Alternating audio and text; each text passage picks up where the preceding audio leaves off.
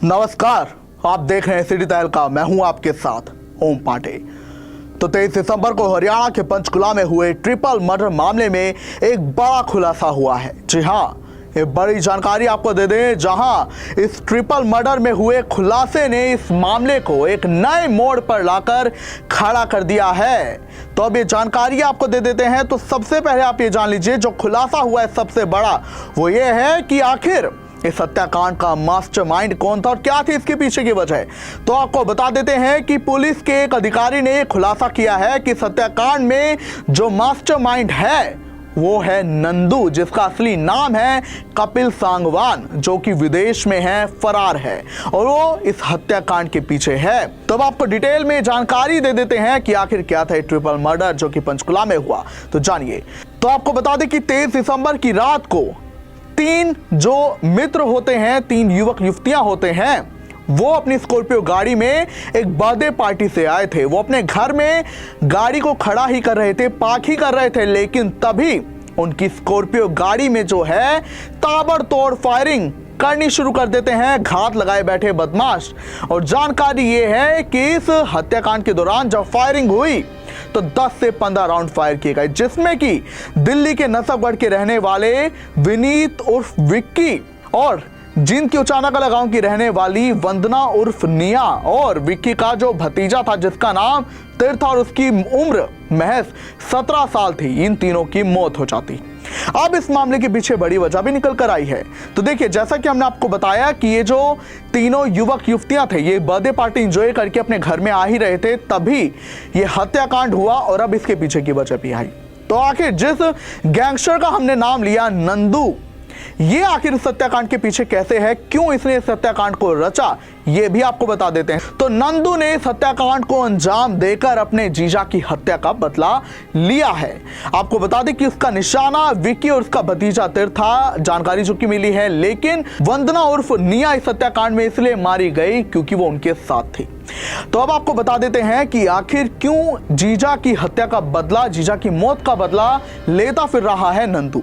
तो आपको बता दें कि 2015 में जो जीजा है नंदू का, उसकी मौत हो जाती है, उसकी हत्या कर दी जाती है, जिस पर यह खबर बाद में नंदू को मिलती है कि उसकी हत्या जो है अशोक प्रधान गिरोह ने कराई है, उसके सदस्यों ने कराई है। अब ये जान लीजिए कि अशोक प्रधान कौन है, उसका रिश्ता क्या था विक्की से, जिसके चलते विक्की और उसके भतीजे को मौत के घाट उतारा गया और इसमें एक लड़की की भी जान गई। आपको बता दें, जो विक्की है उसका बड़ा भाई है अशोक। फिलहाल अशोक जो है, जिसका नाम आया था नंदू के जीजा के हत्याकांड में, वो अपने मित्र मंजीत महल के साथ तिहाड़ जेल में बंद है। तो ये उसका छोटा भाई था विक्की और उसका भतीजा था तीर्थ। ये निशाना थे नंदू का, जिन्हें उसने निशान बनाए भी, हालांकि निया इसमें उनके साथ होने के चलते मारी गई। तो अब आपको बता देते हैं कि जब अशोक प्रधान का नाम आया इस मामले में, उसके जीजा की हत्याकांड मामले में, तो नंदू ने तभी ठान ली उसे बदला लेना है। और नंदू का जो बड़ा भाई है ज्योति बाबा, उसने भी उसे कहा, आदेश दिया कि तुम्हें अपने जीजा की हत्या का बदला लेना होगा, जिसके बाद उसने एक के बाद एक हत्याकांड को अंजाम देना शुरू कर दिया। और आपको बता दें, नंदू वही गैंगस्टर है जिसने इनेलो के पूर्व प्रदेश अध्यक्ष नफे सिंह राठी को भी मौत के घाट उतारा था। उसका नाम इस हत्याकांड में शामिल आया था।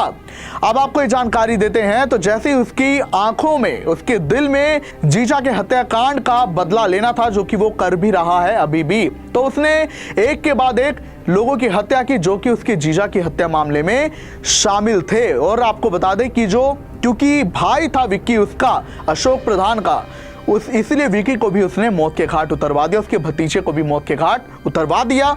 और अब आपको बता दें कि जो नंदू है, इस पर 20 से ज्यादा आपराधिक मामले दर्ज हैं और इसका भाई भी अपराधी ही है, वो भी बदमाश है। आपको बता दें कि 2019 में ये दोनों भाई अपनी मां के ऑपरेशन को लेकर पैरोल लेकर आए थे उस बहाने, लेकिन तभी खबर ये आई कि जो ये नंदू है, इसने जाली पासपोर्ट बनवाया और ये बाद में ब्रिटेन चला गया और तब से ब्रिटेन से ही ऑपरेट कर रहा है, ये फरार है अभी तक। हालांकि इसका जो भाई ज्योति बाबा है वो पुलिस की गिरफ्त में है, जेल में बंद है।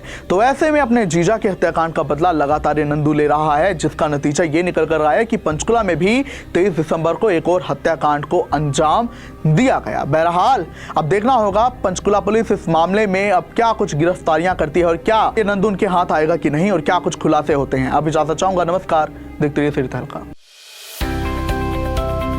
अब किसी भी प्रकार के दर्द से क्यों होना परेशान जब ऑर्थो चार्ज कैप्सूल हो आपके पास।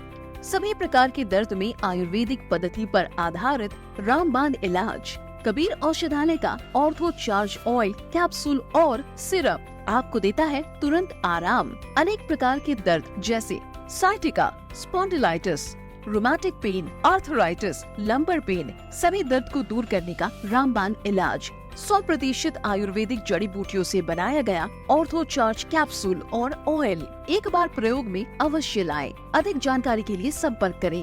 एड्रेस कबीर औषधालय, सेक्टर 14, सोनीपत, दिल्ली, NCR।